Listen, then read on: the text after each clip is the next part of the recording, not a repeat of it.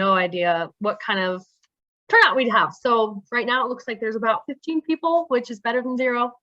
And that's kind of the whole reason why we're doing this. I think the biggest thing was we kept seeing so many NCAA athletes that are committing suicide. And I know that is just the headline. And it's just even from my own experience and my own friends and teammates throughout the country and even the world from playing overseas, that is not actually what the reality is.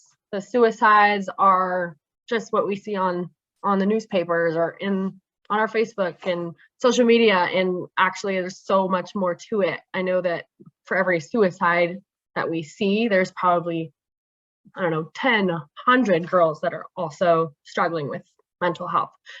So my mom and I just kind of talked about how we need to do something about it. I have my own personal experience and she has hers. And we thought like in some form of our combination, we could at least give something to our community and especially to our athletes, our young athletes, female or male. We've both seen both sides of it. I know in my current community where I live right now in Montana, last year in one semester, there were 11 suicides in our valley. And if you know anything about Montana, we're like the tiniest place in the world and there's about 45,000 people in my city. So it's just really sad. And we decided we want to do something about it. So personally, I'll introduce myself. Almost everyone here knows me. So I won't go too, or everyone here pretty much does know me. So I won't go too far into it.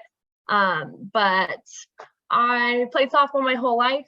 I went to Ohio State from Montana and I basically played softball my whole life. That's all I've known, all I ever knew, all I identified with. And I actually just finished in October. I played overseas a couple seasons and now I'm back in Montana and I am coaching. So I give private lessons to girls around here and I sometimes do group or team lessons, but I haven't really moved past the softball world and I don't think I ever will. So that is exactly why I want to make a difference. I have a bunch of young girls that are quitting softball, that are quitting sports, that are wanting to pitch but don't know anything about it. And I know that pitching actually has a different mental aspect to it than the rest of the game. So I'm just really passionate about this and my mom and I wanted to do something, whatever we could for our piece in it. So go ahead, Mom, you can introduce yourself.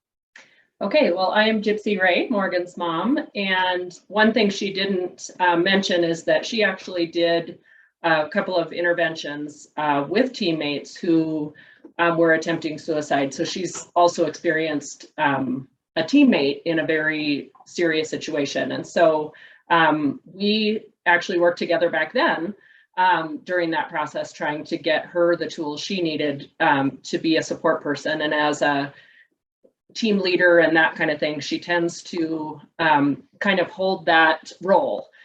For me, of course, I am her mother, and so I've watched and supported and probably done some of the wrong things along the way for all these years of softball and other sports. I've been a coach. I've been on the parent side. I've also been an athlete, both in high school and college. And so a lot of the things that'll come up may be generational and different for my experience, but in my career right now, as a licensed clinical social worker and a therapist who specializes in athlete mental health, the timing couldn't be better for us to have this conversation and Morgan and I to get to do something about it together. And she's definitely the inspiration behind this, saying, let's do something, Mom. So I'm proud to do this with you, Mo. Well, thank you. That was actually a really good point that my mom said. I don't want to make it dark in any way, but it is real. And I think a lot of people don't see that side of it. I didn't have the mental struggles that a lot of people do, but I did have a lot of close people to me that did. And I had to deal with some crazy stuff. So without my mom, I don't know what I would have done. And I know most people's moms aren't licensed clinical social workers. They're not therapists. They're not giving the right resources the same way my mom can for me, and they shouldn't have to. And so that's one thing that I thought this would be awesome. And I asked my mom to do this with me because I got lucky that my mom was the best resource. But not a lot of people have that, and not a lot of people are going to therapy or have a psychologist that they can just call. So that was the main reason why I wanted to join. There's only 17 of us in here, so I do want to know why other people were joining. I don't know if you guys want to just raise your hands, or if you want to, I can call everyone down the list and just see what everyone was interested in. I don't want to put anyone on the spot, but we did want to know what our demographic was. We weren't sure if it would be parents, ex-parents of athletes, if it would be anyone. We had no idea. So if you could just chime in, that would be awesome. And if it turns into madness, I'll call people. I got you, Mo. So one was support, and for you and your mom for the whatever message you guys wanted to do, what your goal was, to support you all. And then, oh, chaos is coming. Hold on. One second.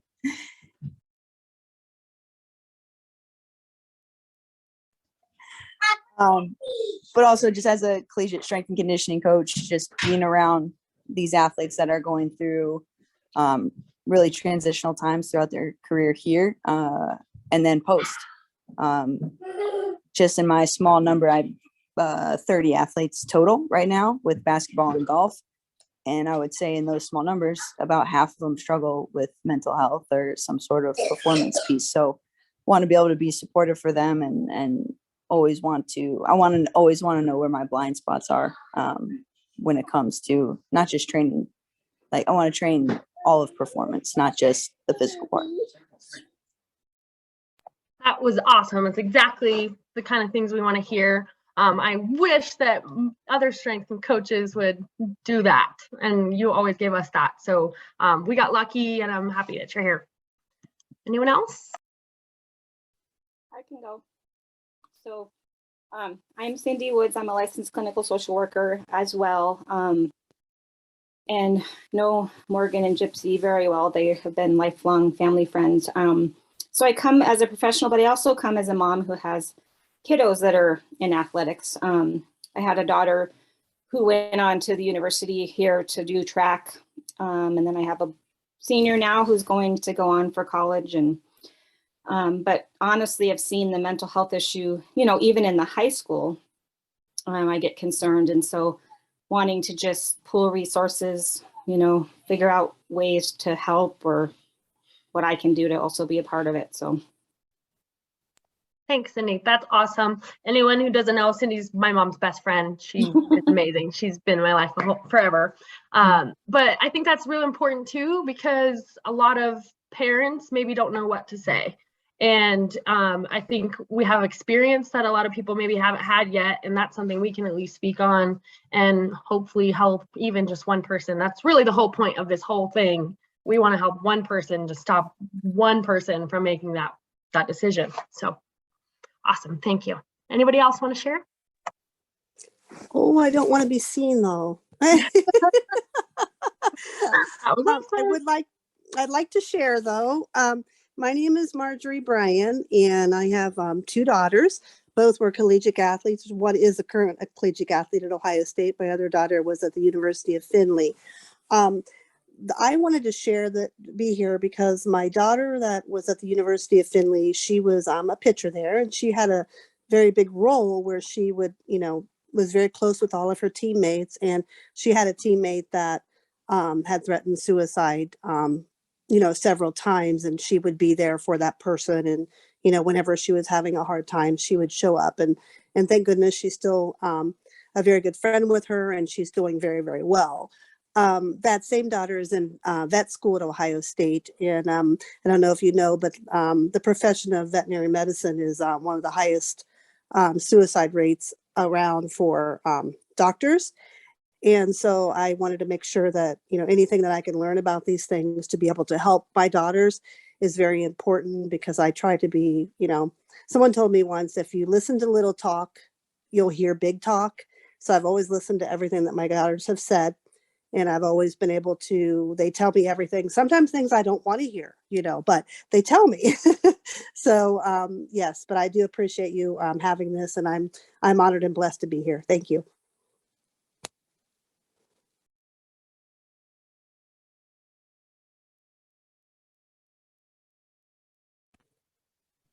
I'll say hello. I think I know about half of the group.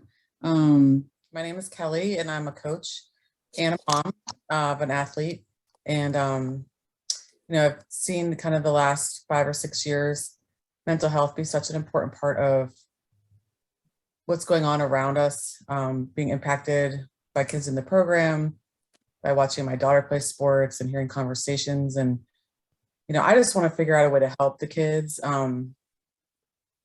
don't know, I don't have the answers, but I have ideas, and I want to bounce them off people and see if they think they're good ideas, and try some things, and just support everyone to have a good, support system around them. So that's why I'm here.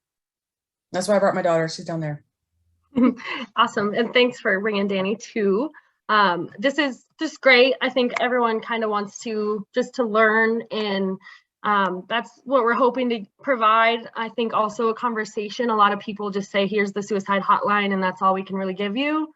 And yes, we'll probably provide that, but I think there's just a little more that we want to provide. And so the next thing I want to jump to, I saw a couple things in the chat, but I want to jump to Mom. She has a couple things to go over with the basics of mental health, and kind of just a platform, little foundation for what we're going to move towards. And then at the end, we'll do a couple question and answers, and then we will just do a little bit of just brainstorming for what kind of topics you want to do. Because the way we see this going in the future is having a topic every week that we can join on or not join on. So if it's not relevant to you, great. And if it is and you want to join, you want to learn, then wonderful. So that's kind of the goal. And I'll pass it over to you, Mom.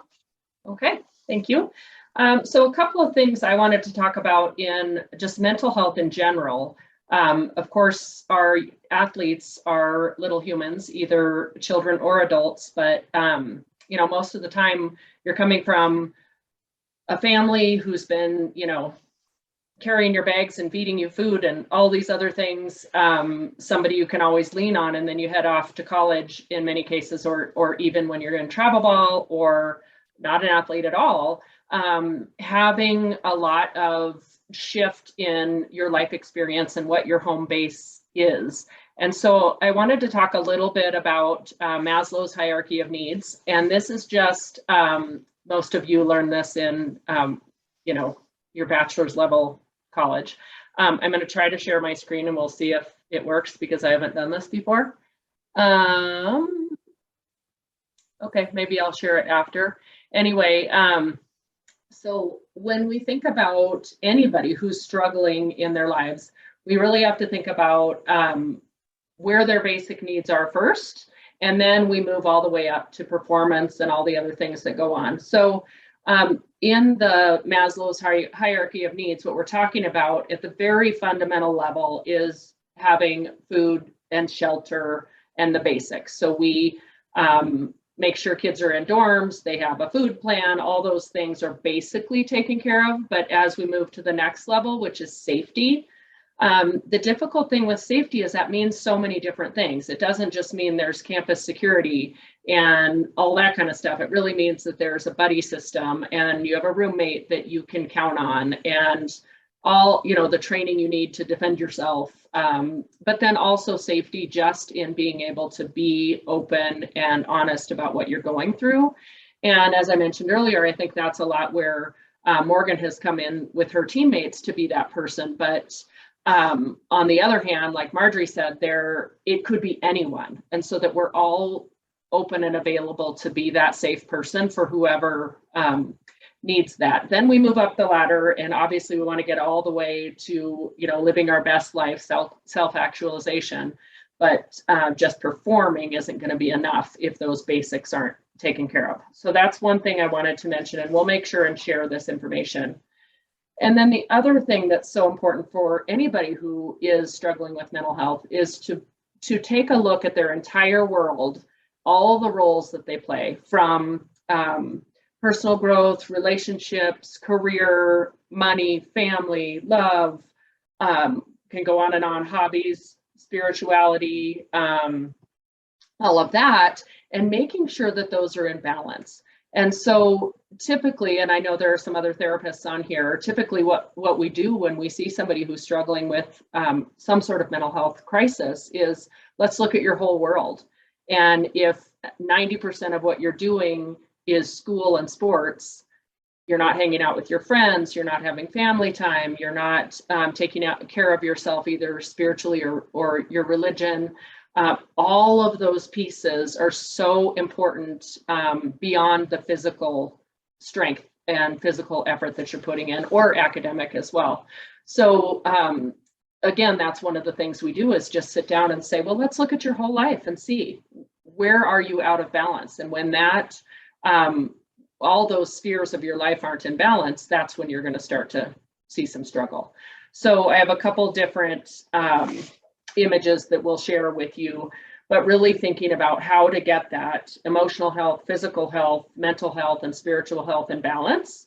And then that gets extended as well. And so it's always good just to, if you do have the chance to talk to somebody, if you're the coach or the trainer or the parent or the friend or the teammate, to really check in on those kinds of things. When somebody says, I'm feeling really down, what I know in my practice is I often will ask something like that, like, I'm really, really depressed. I don't know what's going on. And I go through the physical stuff, you know, are you sleeping? Are you eating? Are you exercising? Are you getting water and fresh air? That kind of thing. But then addition to that, what do you do with your free time?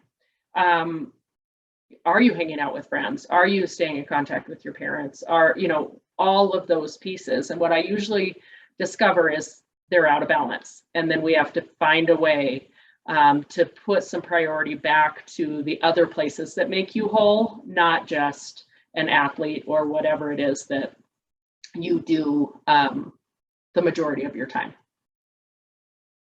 Okay, I just want to say something right there, because it's so important to notice the other parts of your life.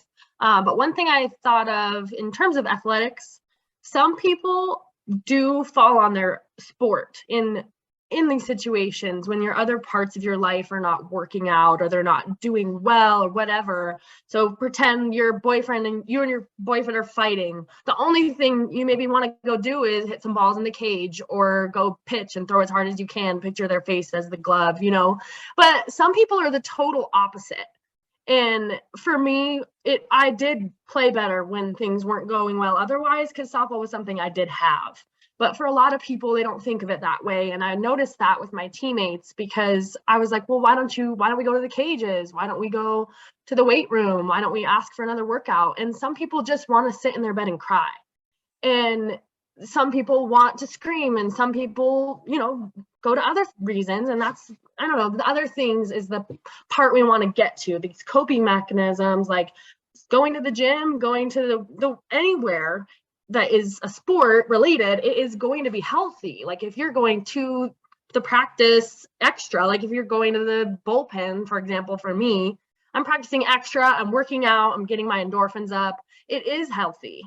But if you're going and doing drugs, or maybe oh, I need to go vape outside because at least it'll take my mind off of it, you know, or whatever it is, we need to figure out what people are using to rely on. And if it is their sport, great. And then you can use that, like, as a coach or as a parent. If you know that that makes your kid do well, then you can give that as a coping mechanism, but as an option for them. And even in school, when I was in high school, if I was struggling, my dad'd be like, hey, let's just go pitch in the backyard. And then you recheck and you play with your dad and you're talking, and everything gets a little bit better. But for some people, maybe they do need to go to a therapist. Maybe they need to eat a real dinner for the first time. I know at least 5 people on my softball team in college have never had a piece of broccoli. And it's like, yeah, I was one of the picky ones. I know that, but I at least found spinach and green beans and a couple things that I could eat and enjoy. But there were some people that you could pay them $100 and they would never try a vegetable. And whether or not that is important in the grand scheme of things, in terms of health, a lot of these people are having Hostess cupcakes for dinner and ramen. And that is a huge part of it. I mean, whether or not it's bad for you, it's not a lot of calories and it's not the right calories. So just thinking about that, it's part of the needs that you don't notice, and how it relates back to sports is important. So go ahead, Mom. Okay, so again, that was the basic thing I wanted to share today, since we do have a bit to cover and we want to find out what people actually want to hear about. So I think when you see the image that we'll share, because I don't know how to do that because I'm 50, but I'm going to learn.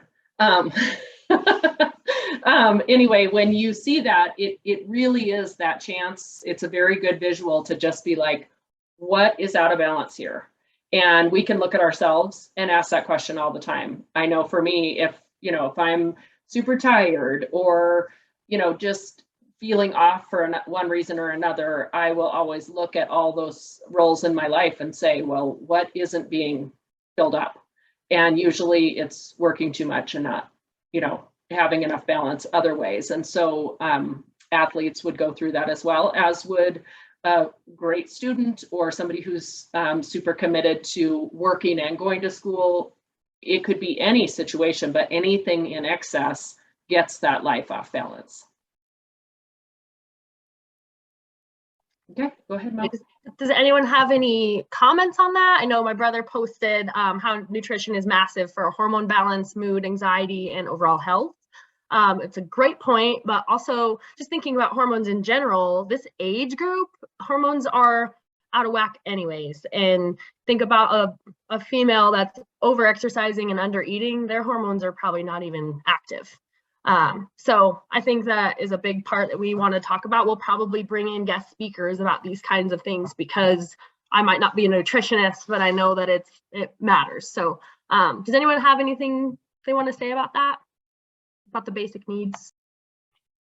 Well, I can talk, a lot, but I don't want to overpower. But like the other thing that I think is important is that some kids, might be coming in with not having a parent that even knows what the balance is about. So for them, this is a new arena to even think about. I have all these parts to myself and they're supposed to be balanced. They only know what they've been taught, generationally. That's what we do usually, unless you want to change and you get education. So you could have so many levels on a team, right? Somebody that does not even know what spirituality is to them versus whatever. And then people that have a lot of experience. And the other thing I want to throw in there eventually, and I think would be great to talk about, is helping, kids that are, I have interracial children. And so how does that piece play into their mental health, where they're going, who they're around, how they meet their needs? So I just think it's something to throw out there eventually that we might, get to talk about. So. Thanks, Cindy. One thing I just thought of too that I didn't mention, as Morgan was talking about hormone levels and that kind of thing, we've also got drugs and alcohol in a college lifestyle. And so I know that there are rules and things like that about using and that kind of thing. But one really quick tip is that any mood shift, be it anxiety, depression, whatever is happening in your mental health, if you add a depressant like marijuana or alcohol to that, I mean, I know there are lots of drugs, but those are the two major ones. What it's actually going to do is enhance whatever that mood is. And so as fun as it is to head down High Street and have yourself a party, trying to get back on track, talk about being out of balance with all those areas. If you're already leaning towards some depression or anxiety, and then you add depressant to that, that can make it even worse. So it's hard to tell a college student or a high school student for that matter, not to use drugs and alcohol. I mean, we say it all the time and it doesn't mean they're going to do it, but sometimes we can teach them in that way so that they understand, yeah, it's fun for a minute, you go up, and then you're going to crash further than you actually were. And so it's not about, oftentimes anyway, it's not about saying alcohol and marijuana are bad. It's just talking about how it could affect their mood negatively. And that's something that I don't think I even knew until right now, that it exaggerates the feeling you're already having. I don't think I knew that. Of course, I've heard different versions of everything. I've been in education in terms of drugs and alcohol. I've been part of different organizations, but that's a big reason of why I have my mom here, because that's the advice that I got while I was in college, while some people might not even have a mom at home. And I have friends that don't have moms anymore that reach out to my mom in situations like this. So anyways, I think that was awesome, Mom. And I just wanted to see if anyone else had something else they wanted to say about basic needs or anything like that.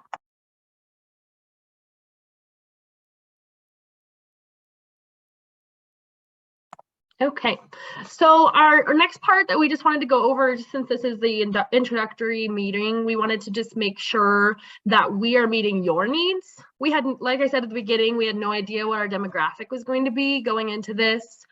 We didn't know if it'd be current athletes, ex-athletes, parents, coaches, and it looks like we kind of have a little bit of everyone. And so we don't want to preach towards parents, and then there's little athletes, there's college athletes, there's ex-athletes. So we want to just make sure we're giving everyone what they need.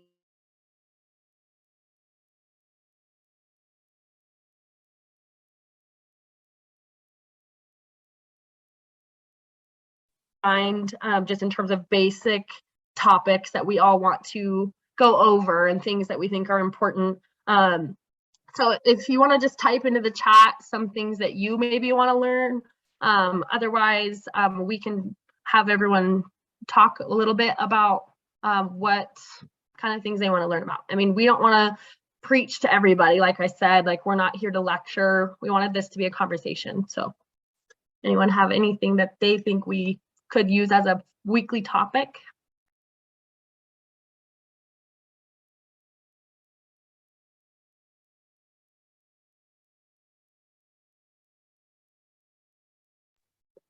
My brother just posted one in the chat that I think is awesome. How to transition out of your sport after reaching that time of your life.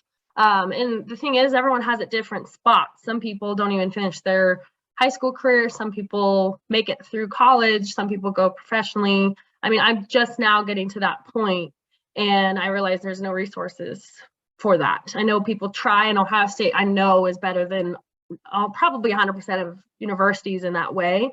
But then once you're still struggling and you move away, there's still nothing there. And so I think that'd be a great topic for one of them. Mom, you want to take the next one? All right, looks like Cindy had something to say. Although, where did you go, Cindy? She said, what resources participants have in their area, professional or otherwise, to seek support or get information on how to help someone. Yes. I think that's a really good question, Cindy, and because I think oftentimes what we hear is go see your sports psychologist.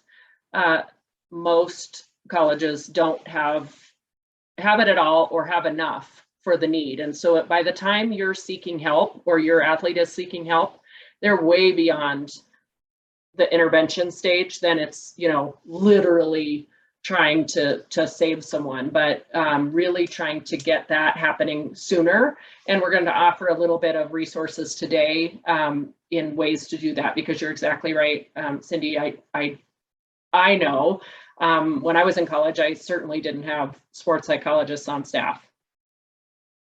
And that's only college. and high school. They'll say, go to your school counselor or talk to your parents. And a lot of times those people can't talk to their parents, or those kids are ones that their parents are the reason they're in this situation, you know? So I think everyone's, like Mom said, everyone's background is actually the part where we need to focus on. Like, do you have parents at home that are helping you? If not, do you have someone else? Who can you rely on? Who can you trust? Who can you talk to? And the other thing that I noticed after being in college with these people that are struggling, and with my really good friends that are struggling, their resources are not good resources. And that's something that it's hard to say, but this person they're getting their advice from might literally be struggling with the exact same thing. They might be 3 years younger than them and have no idea what they're talking about. They have no license, anything. And that's why I even had to talk to my mom before even going here because I don't have a license. I have a master's in healthcare administration. It's totally irrelevant in terms of mental health. Of course, I learn about it and I've experienced it, but people get their advice and they use their resources that aren't adequate and they're not appropriate. And so I think finding a way to figure out what is appropriate, what is the right resource versus what something that might not even be helping, it might be making it worse.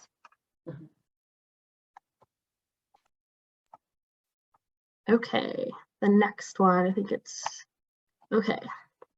Cheryl. Hi, Cheryl.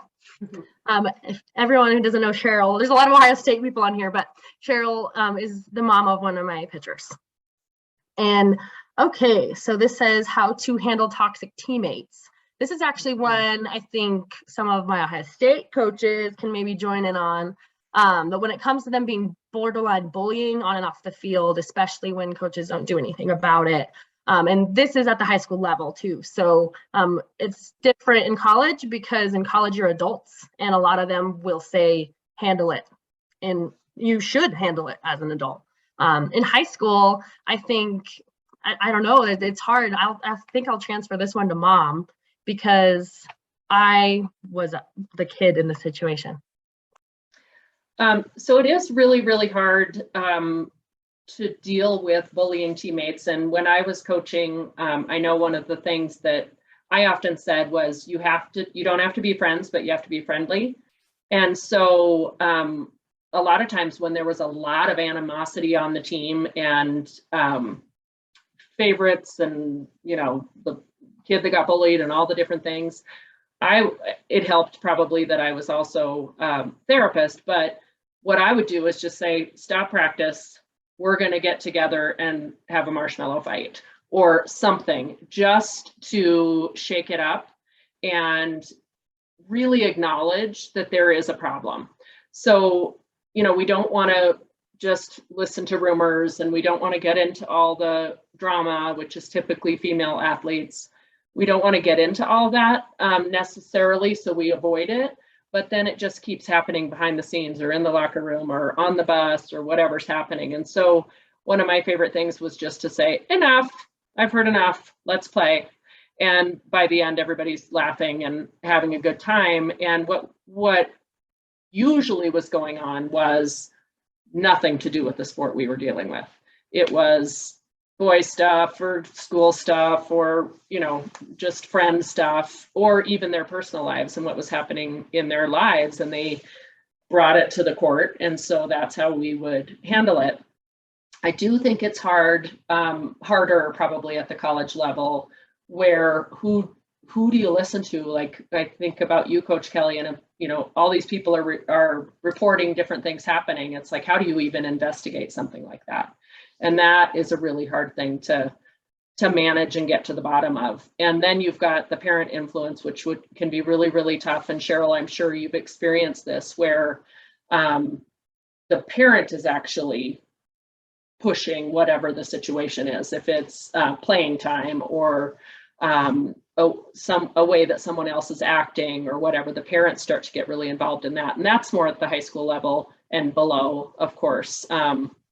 Parents shouldn't be involved at the college level in any way. And I remember hearing that when we went to our freshman social, it was, don't you dare call us, have your kid talk for themselves. And it was great because I like to talk and I might've had questions or something, but just knowing that that was this adult, you were letting us know these young ladies are adults. It's their job to speak up for themselves. And that doesn't work at the younger levels, but it absolutely works at the college level. And I really appreciated that.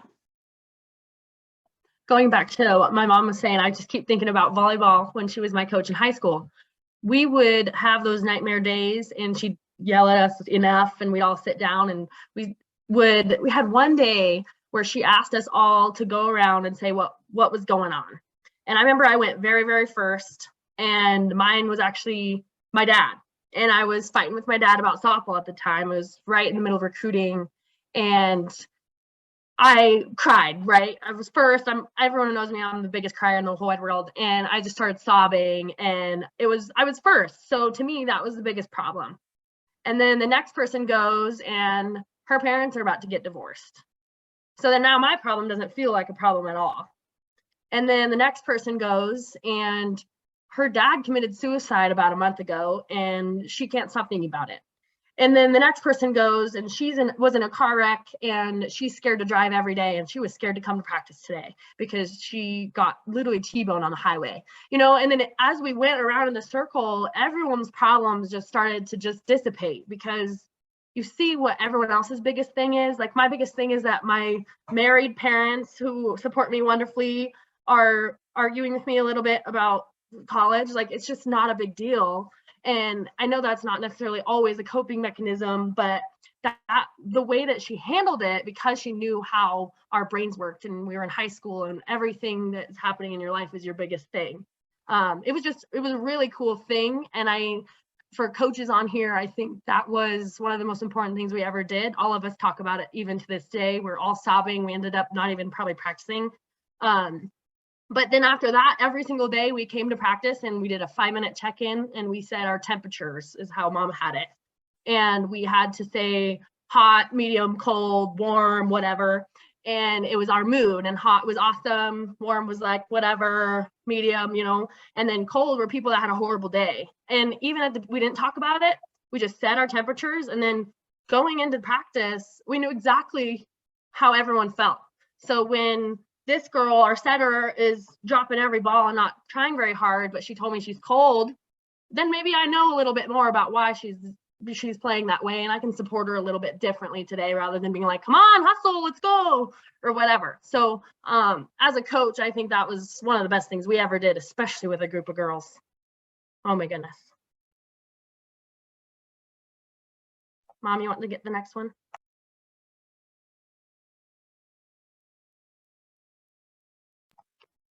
I think you're muted, but the next one is coach said. I was reading. Oh, you're reading it in your head. Never mind. Anyone can't see it. Coach Kelly said, how can we get people to be more kind to themselves? It starts with how they talk to themselves. Love and care for yourselves first. So when we go back to the balance of life, I think that's a huge piece of it, is to make sure that they're filling up all the parts of their life.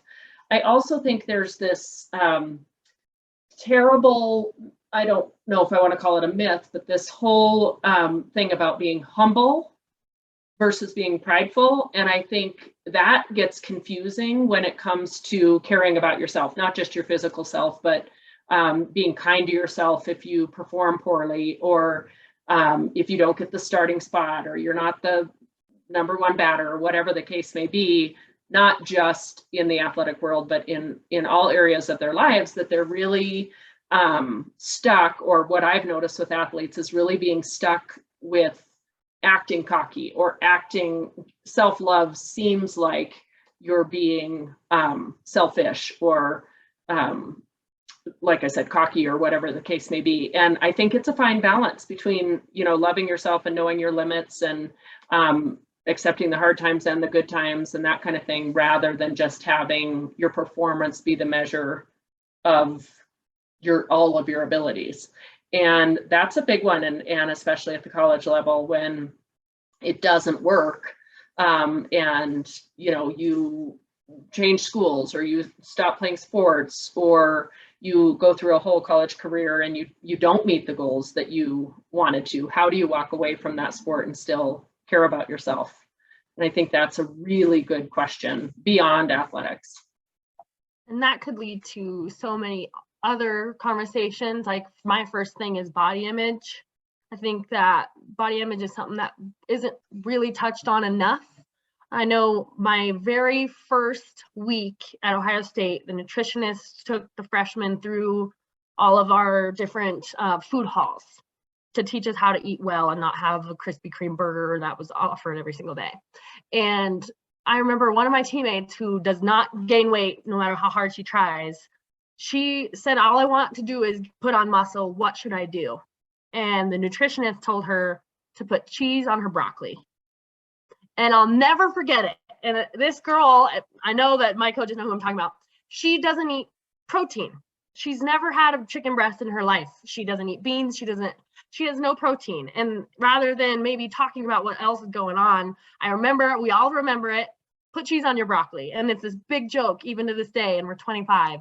And that is the person that we're getting our information from. And I'm not saying she's not educated, because she is, but if that's your sole resource and you're not learning anywhere else about food, and you just are told to eat broccoli with cheese on it, as an athlete, you're going to die. Like, you seriously are not going to survive on that. So I think that big thing just makes me think of body image, and that's the first thing I want to talk about. So I think that'd be a great topic. All right. And then the next one was from Kirsten. Methods for dealing with anxiety as a college athlete during competition. I think this is something I struggled with every day. All my coaches know this. And I think this would be an awesome time for a guest speaker such as Lily Piper or Emily Clark that just can separate it completely.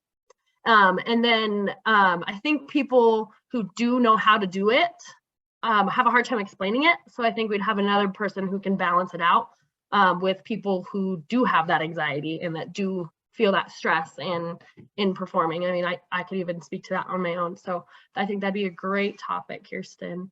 Learning how to be vulnerable with coaches and teammates and mentally struggling, or when you're mentally struggling, and how to support each other. I hope that that's something we can touch on every week, because a big part of being an athlete is being a teammate, and it's almost the most important part, if you ask me. So vulnerability is something I think that is formed when trust is there. So we can talk about that for sure. Mom, you want to get Coach Claire's? I do. This is a really, really good one. I just want to make sure I'm unmuted. So Current University offers food, housing, clothes, training, athletic training, and sports psych tutoring. So on the surface, the basic needs are met, but yet attempts still happen. So they must not feel safe or secure. Name, image, likeness will only make this worse because the athletes are told they need more followers. How do you help our athletes feel more secure while supporting them to reach their potential? In my experience, and this is certainly clients that I work with, but also teammates of Morgan's, one of the things that I've noticed, and Cindy would probably agree with this, rarely is the issue what's happening in college athletics at that time.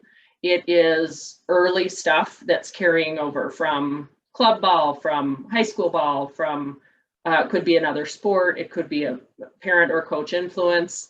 And so trying to drill down to what is the cause of this versus, you know, I think people say this a lot. It's like we read this in the headlines with the different people who have experienced suicide lately, is like, they had a perfect life. What?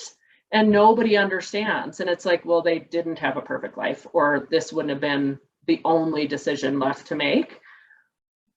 But it isn't usually performance.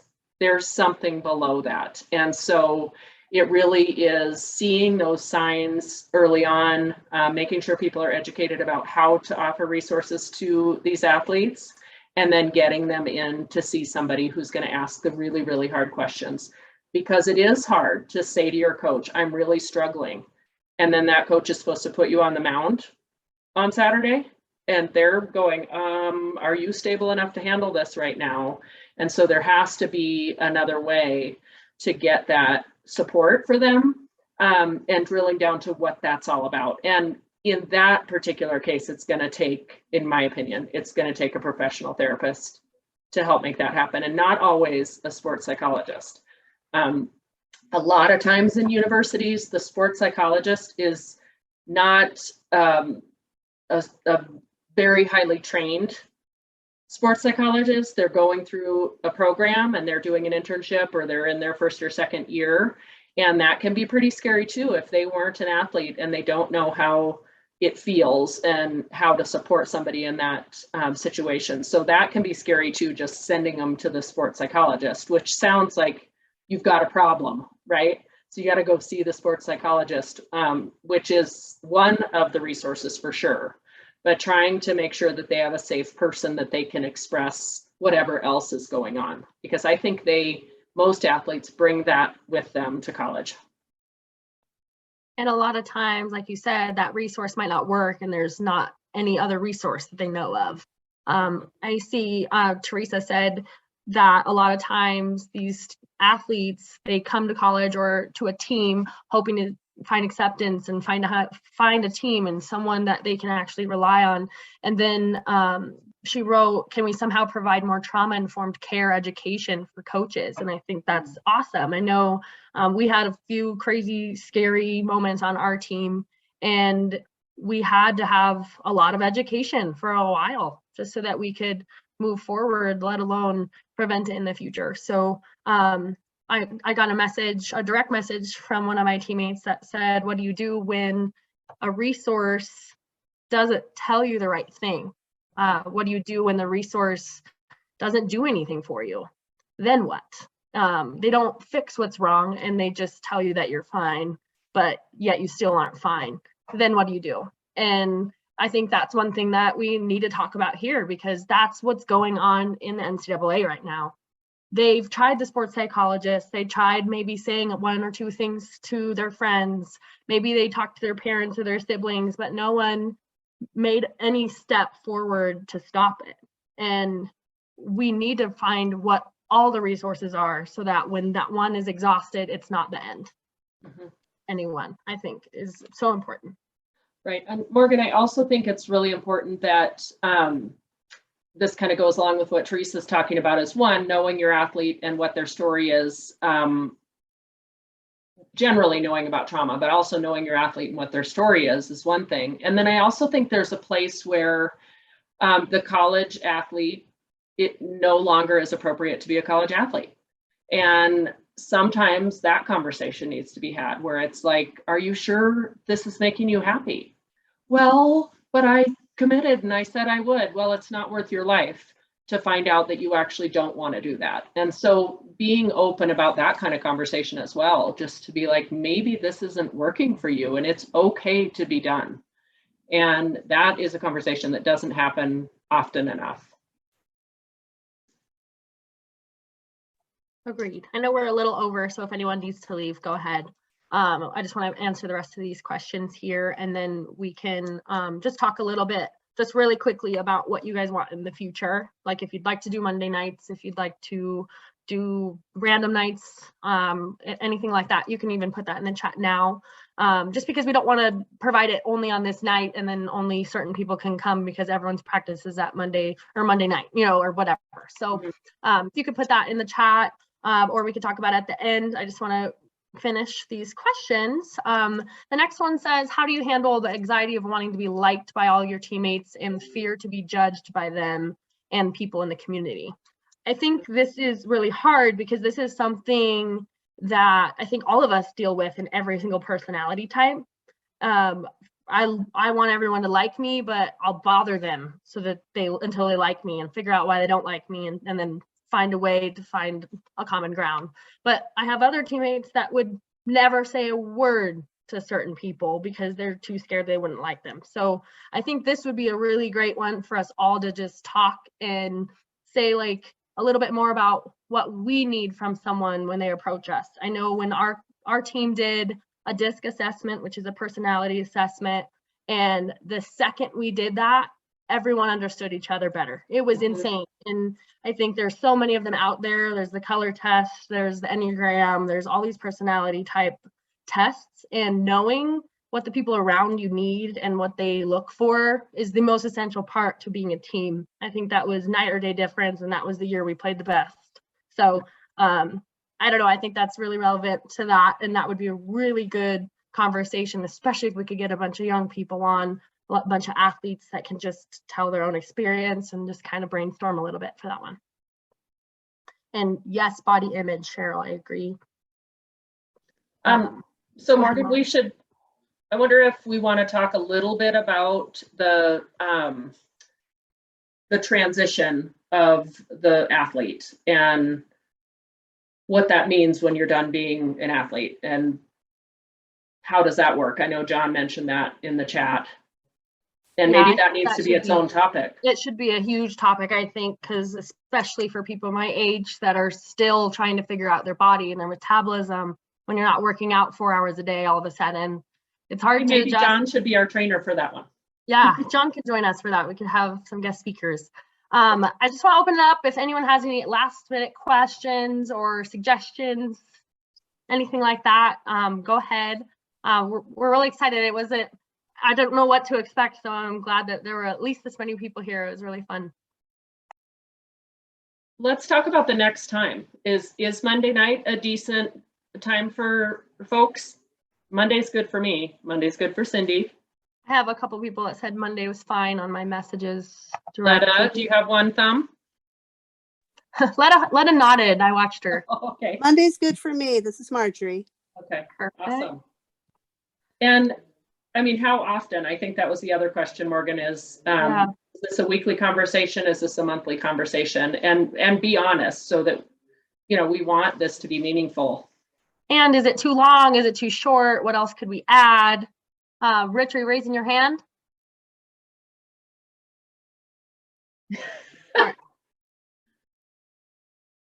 don't know what Rich is doing. He's talking to somebody. Maybe he's Cool. just very excited, but he said Monday's fine. So Okay. twice a month for sure. So maybe an every other week kind of thing. Yeah, I Yeah. don't want it to be like inconvenient for people by any means.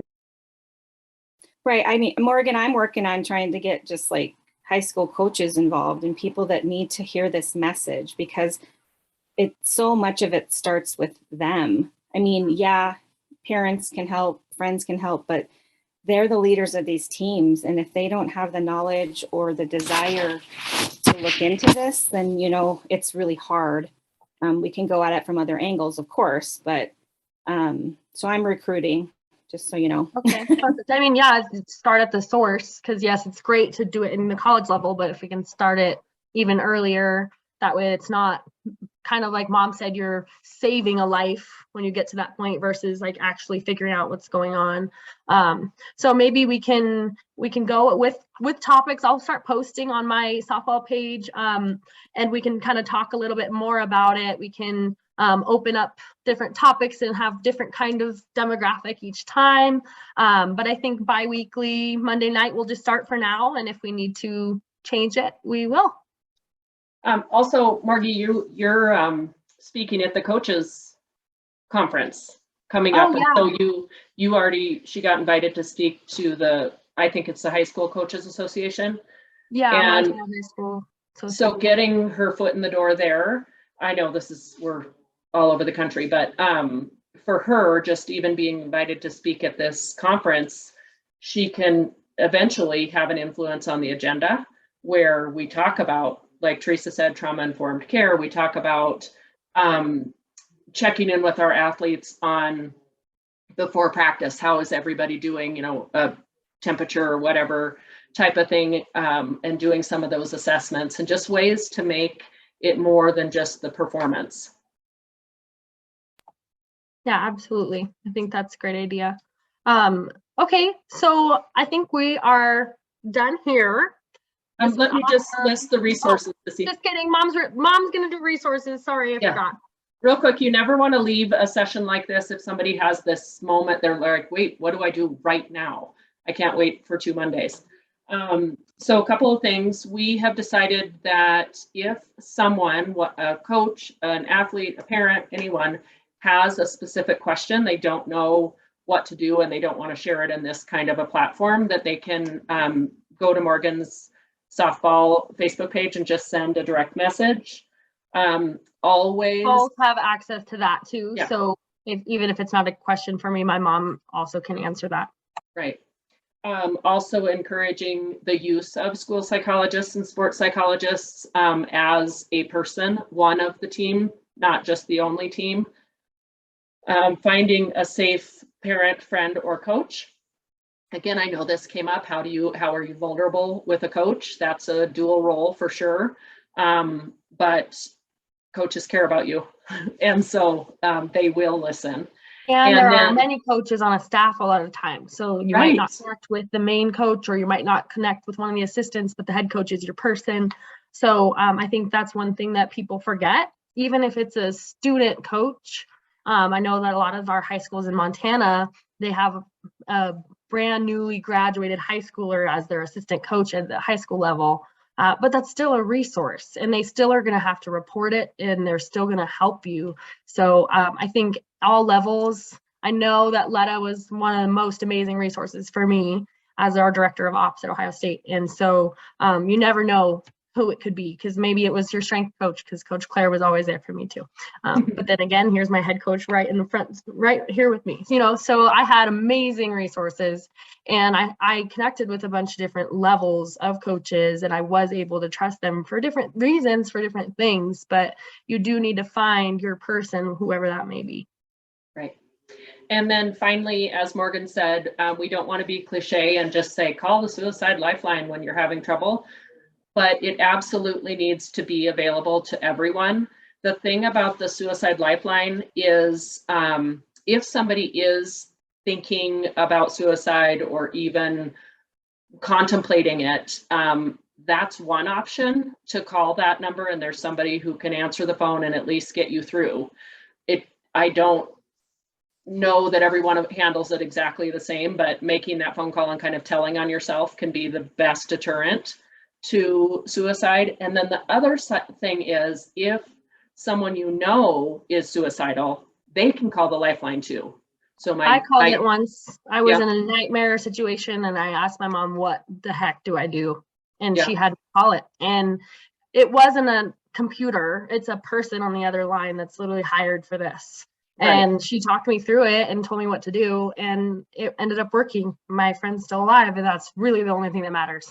Right. And again, we don't think of it as a resource for the other people, but it really is. And so they'll give, what, I don't know how many of you have been in this situation, but when somebody's telling you that they want to end their life, your tendency is to say, I'm on my way, right? And that might be the right solution, but sometimes talking to a professional, or at least a trained professional who says, have you tried this? Have you tried this? Have you tried this? Rather than, like Morgan talked about earlier, when someone just thinks they know. You want to go to the real, and it's changed over time, right? There used to be, we won't go into this too much, but there used to be a big no-no. You didn't say suicide, because that would make people want to suicide. And now you ask it, are you going to harm yourself? Every time.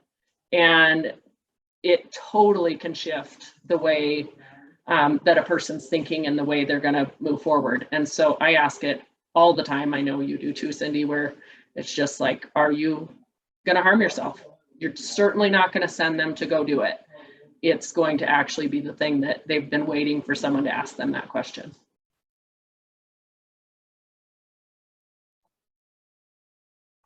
Awesome. And so for everyone on here, is it okay for us to just post those on my page, or is there a better resource for you guys to get all of our information? You want to do an email? What does everyone think?